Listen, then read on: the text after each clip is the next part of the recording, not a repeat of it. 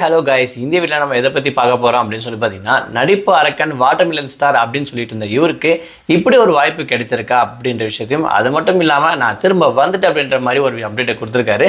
அதுக்கான பின்னணி என்னன்றதாங்க இந்த வீடியோல பார்க்க போறோம். நம்ம சேனல்ல ஃபர்ஸ்ட் டைம் பார்க்குற பர்சனா நீங்க இருந்தீங்கன்னா மறக்காம நம்ம சேனலை சப்ஸ்கிரைப் பண்ணிக்கோங்க.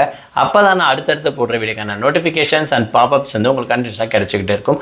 அது மட்டும் இல்லாம இந்த சேனலை பற்றியோ இல்லை வீடியோ பற்றி உங்களுக்கான கருத்துக்கள் ஏதாச்சும் இருந்துச்சுன்னா தாராளமாக கமெண்ட் பாக்ஸ்ல மென்ஷன் பண்ணுங்க. ஸோ ரீசெண்டாக வந்து பார்த்தீங்கன்னா வாட்டர்மெலன் ஸ்டார் அப்படின்னு சொல்லக்கூடிய டாக்டர் திவாகர் இவர் வந்து பார்த்தீங்கன்னா கொஞ்சம் பாசிட்டிவ் சைட்லேருந்து நெகட்டிவ் சைடுக்கு மூவ் ஆகிட்டார் அப்படின்னு சொல்லலாம். அது மட்டும் இல்லாமல் ரீசெண்டாக கொடுக்கக்கூடிய எல்லா இன்டர்வியூலையும் கொஞ்சம் ஆள் உஷாரா பார்த்தீங்கன்னா இன்டர்வியூ கொடுக்க ஆரம்பிச்சிட்டாரு. இவருக்கு ஏற்ற மாதிரி யார் கேள்விகள் கேட்குறாங்களோ அவங்களுக்கு மட்டும்தான் இன்டர்வியூ கொடுத்துட்டு இருக்காரு அப்படின்ற மாதிரியும் தெரியுது. அது மட்டும் இல்லாமல் பெரிய பெரிய டாப் சேனலுக்கு வந்து பார்த்தீங்கன்னா பிரைவேட் யூடியூப் சேனலுக்கு வந்து எதுக்குமே அவர் வந்து இன்டர்வியூ போகிறதும் கிடையாது, கொடுக்குறதும் கிடையாது. அப்படி கொடுத்தாலும் அங்கே ஒரு கான்ட்ரவர்சி கிரியேட் பண்ணிட்டு வர மாதிரியும், அதாவது இன்டர்வியூ கேட்டுகிட்டே இருப்பாங்க கொஸ்டின்ஸ், திடீர்னு அந்த கொஸ்டினை விட்டு வெளியே வந்துடுற மாதிரியும், இல்லைப்பா நான் இதுக்கு வந்து பதில் சொல்ல விரும்பல அப்படின்னு சொல்லிட்டு அந்த கேள்வியிலேருந்தே வெளியே வர மாதிரியும் பர்ஃபார்மன்ஸ் பண்ணிட்டு இருந்தாங்க அப்படின்னு சொல்லலாம். ஸோ இதெல்லாம் போக கொஞ்சம் அடங்கியிருக்காரு மனுஷன் அப்படின்னு சொல்லிட்டு பார்த்தா மறுபடியும் புது அக்கௌண்ட் ஆரம்பிச்சுட்டாருங்க. அந்த அக்கௌண்ட்ல அவர் பழையபடியே தான் அதே விஷயங்களை போட்டுட்டு இருக்காரு. ரீசெண்டாக ஒரு இன்டர்வியூ வந்து பார்த்தீங்கன்னா ஒரு அப்டேட் கொடுத்துருக்காரு. என்ன அப்படின்னா, இவருக்கு வந்து சன் பிக்சர்ஸ்ல இருக்கக்கூடிய, அதாவது ஸ்பைடர் அப்படின்னு சொல்லக்கூடிய படத்துல எஸ்ஜே சூர்யா அவர்கள் பண்ணியிருக்கக்கூடிய பர்ஃபார்மன்ஸை பண்ண சொல்லி சன் பிக்சர்ஸ் டீம்ல இருந்தே வந்து பார்த்தீங்கன்னா இவங்களுக்கு வந்து கூப்பிட்டு நடிக்க சொல்லியிருந்தாங்களாம். அதை பார்த்துட்டு ரொம்பவே இம்ப்ரெஸ் ஆயிட்டாங்க அப்படின்ற மாதிரி பார்த்தீங்கன்னா இவரே கொஞ்சம் பில்டப் கொடுத்துருக்காரு.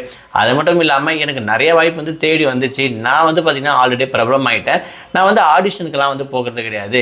நிறைய பேர் பார்க்குறாங்க, அந்த இன்டர்வியூவோ நான் பண்ண பர்ஃபார்மன்ஸோ பார்த்து அதை வச்சு என்னை கூப்பிட்றாங்கன்றதால எனக்கு ஆடிஷன் மூலிமா போய் தான் செலக்ட் ஆகணுன்ற மாதிரிலாம் எனக்கு கிடையவே கிடையாதுப்பா.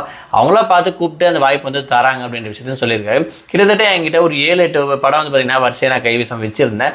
ஒரு சில இஷ்யூவால் நம்மளுடைய வளர்ச்சியை தாங்க முடியாமல் ஒரு சில பேர் அதை வந்து பார்த்தீங்கன்னா நெகட்டிவ் ஷேடாக மாற்றி எனக்கு அந்த வாய்ப்பு வந்து பார்த்தீங்கன்னா தட்டி பறிச்சிட்டாங்க அப்படின்ற விஷயத்தையும் கூலாக சொல்கிறாரு. அது மட்டும் இல்லாமல் நான் இந்த மாதிரி என்னை எப்பப்பெல்லாம் என்னை தடுக்கிறாங்களோ அந்த ஒரு விஷயம் தான் நம்மளோட வளர்ச்சிக்கு வந்து பார்த்தீங்கன்னா இன்னொரு அடிக்கலாம் அமையும் அப்படின்னு சொல்லி நான் நினைக்கிறேன். நார்மலாக ஒருத்தர் நடிக்கணும் அப்படின்னு சொல்லினா கூத்துப்பாட்டுக்கு போய் நடிக்கணும் அப்படின்னு சொல்லி சொல்லுவாங்க. அப்படிலாம் எனக்கு கிடையாது. எனக்கு இயற்கையாகவே நேச்சுரலாக வந்து பார்த்தீங்கன்னா ஆக்டிங் நடிக்க வருது அப்படின்ற விஷயம் சொல்லியிருக்காரு. அது மட்டும் இல்லாமல் ஒரு சில ஆக்டர் வந்து உதாரணத்தை கூட சொல்லியிருக்காரு. அதாவது தனுஷ் வந்து பார்த்தீங்கன்னா இவர் வந்து கூத்துப்பாட்டு அப்படின்னு சொல்லக்கூடிய இந்த இடத்துக்கு போய் தான் கற்றுக்கிட்டாரா? இல்லை அவரோட தனித்திறமை எப்படியோ அதே மாதிரி எனக்கும் வந்து பார்த்தீங்கன்னா தனித்திறமையில நானே எனக்கு அந்த ஸ்கில் இருக்குது. இப்போ அழுகிறதுனா ஒரு மாதிரின்னு சொல்லி ஒரு வெரைட்டி வச்சிருப்பேன், சிரிக்கிறதுனா ஒரு மாதிரி அதுக்கு ஒரு வெரைட்டி வச்சிருப்பேன். ஸோ இந்த மாதிரி எனக்கு நேச்சுரலாகவே இருக்குன்றதால எனக்கு வந்து இந்த மாதிரி எல்லாம் டியூஷன் போய் தான் கற்றுக்கணும் அப்படின்ற விஷயம் எனக்கு கிடையாது. அது மட்டும் இல்லாமல் டல் ஸ்டூடெண்ட்ஸாக இருக்கவங்க மட்டும் தான் டியூஷனுக்கு போவாங்க அப்படின்ற சொல்லிட்டு இந்த மாதிரி மற்றவங்க வந்து நான் வந்து இழிவாக பேசுகிற வரல, டவுன் பண்ணி பேச கிடையாது. ஜஸ்ட் ஒரு கருத்தை வந்து பார்த்தீங்கன்னா நான் சொல்ல வரேன் அப்படின்னு சொல்லிட்டு கொஞ்சம் உஷாராக வந்து பார்த்தீங்கன்னா இன்டர்வியூ கொடுக்க ஆரம்பிச்சிட்டாரு அப்படின்னு சொல்லாங்க. பட் இவரை இன்னும் என்கரேஜ் பண்ணி டெவலப் பண்ணுறதுக்கு இப்போ எந்த ஒரு சேனலும் தயாராக இல்லைன்ற விஷயம் மட்டும் கிளியராக தெரியுது. அந்த இன்டர்வியூ சேனலே கூப்பிட்டு வச்சுட்டு இவருக்கு வந்து பார்த்தீங்கன்னா ரோஸ்ட் பண்ணியிருக்கோம் அப்படின்ற மாதிரி தான் வந்து பார்த்தீங்கன்னா அவங்களுக்கு அந்த வீடியோவில் வந்து போட்டிருப்பாங்களே தவிர இவர் அப்பயும் தைரியமாக போய் இன்டர்வியூ கொடுத்துட்டு அந்த இடத்துல இன்னும் கொஞ்சம் மேக் பண்ணிக்கலாமான்னு ட்ரை பண்ணுறாரு. பட் ஒரு வாட்டி கிடைச்ச சான்ஸ் மறுபடியும் கிடைக்கிறது ரொம்ப கஷ்டன்ற மாதிரி இவருக்கு தெரியாத போல சோஷியல் மீடியாவில் மறுபடியும் வரலான்னு ட்ரை பண்ணுறாரு. நான் திரும்ப வந்துட்டான்ற விஷயம் சொல்லியிருக்காரு. பட் எந்த அளவுக்கு இதுக்கப்புறம் ஒர்க் அவுட் ஆக போகுதுன்ற விஷயம் தெரியல. மக்கள் மறுபடியும் வந்து பார்த்தீங்கன்னா இவர் வந்து டெவலப் பண்ணி விட மாட்டாங்கன்ற விஷயத்தையும் இவருக்கு தெரிஞ்சு வேறுமனே தான் பண்றாரு. இவர் பண்றதெல்லாம் பார்த்தா தெரியாமலாம் பண்ணல, தெரிஞ்சுதான் பண்றாரு. பட் ஏதோ புதுசா ட்ரை பண்ண பாக்குறாரு.